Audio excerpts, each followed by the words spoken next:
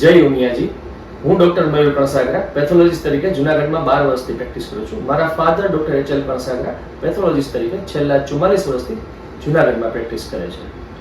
આજે હું તમને બ્લડ ડોનેશનથી આપણને થતા શારીરિક, માનસિક અને આધ્યાત્મિક લાભો વિશે વાત કરવા જઈ રહ્યો છું. કોઈ પણ દાનવીર કાયમ પ્રશંસાને પાત્ર હોય છે. આપણા શાસ્ત્રોએ આર્થિક દાન, શ્રમિક દાન, બૌદ્ધિક દાન વગેરેમાંથી અંગદાન તથા રક્તદાનને મહાદાન ગણ્યું છે. રક્તદાનથી ઘણા લોકોના જીવ બચે છે, તે આપણે બધા જાણીએ જ છીએ. હાલમાં બ્લડના ત્રણેય કણો એટલે કે રાતા કણો, શ્વેત કણો, પ્લેટલેટ અને લોહીનું પ્રવાહી એટલે કે પ્લાઝમા, આમ ચારેય ઘટકોને જુદા પાડીને પણ આપણે દર્દીઓને મદદરૂપ થઈ શકીએ છીએ. રક્તદાનથી આપણા શરીરને નુકસાન લેશ માત્ર થતું નથી. હવે બ્લડ ડોનર્સને થતા લાભોને સમજીએ. નિયમિત રક્તદાન કરવાથી હાર્ટ એટેકનું પ્રમાણ ઘટે છે. બ્લડ પ્રેશરના દર્દીઓને પણ ડોનેશનથી હાઈ બીપીમાં ફાયદો થાય છે.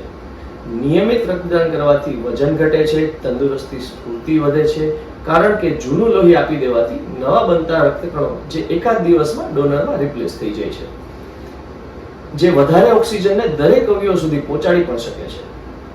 ઇમોશનલ અને માનસિક લાભો પણ ડોનરને થાય છે, જેમ કે આત્મસંતોષ અને બીજાને મદદ કરવાની પ્રેરણા જાગૃત થાય છે. આત્મબળ મજબૂત બનવું એટલે કે આઈ કેન ડુ ઇટ ની ભાવના ડેવલપ થાય છે. સેન્સ ઓફ કોમ્યુનિટી એસોસિએશન એટલે કે ભાઈચારાની ભાવના પણ બ્લડ ડોનેશનથી વધે છે. ઉમાધામ પાટોત્સવમાં જે વ્યક્તિનું હિમોગ્લોબિન 12 ગ્રામથી વધારે, વજન 45 કિલોથી વધારે અને ઉંમર 18 થી 60 વર્ષ હશે, તેનું જ બ્લડ ડોનેશન લેવામાં આવશે. મા ઉમિયાને યાદ કરીને હું એટલું જ કહીશ કે જનની જણ જે ભક્તજન, કા રક્તદાતા કા સુર, નહીં તો રહેજે વાંજણી, મત ગુમાવીશ તું નૂર. શ્રી ઉમાધામ પાટોત્સવમાં સૌ વડીલો, મિત્રો અને મારા ભાઈ બહેનોને મોટી સંખ્યામાં રક્તદાન કરી અને આ સત્કાર્યમાં નિમિત્ત બને એવી હું વિનંતી કરું છું. જય ઉમિયાજી.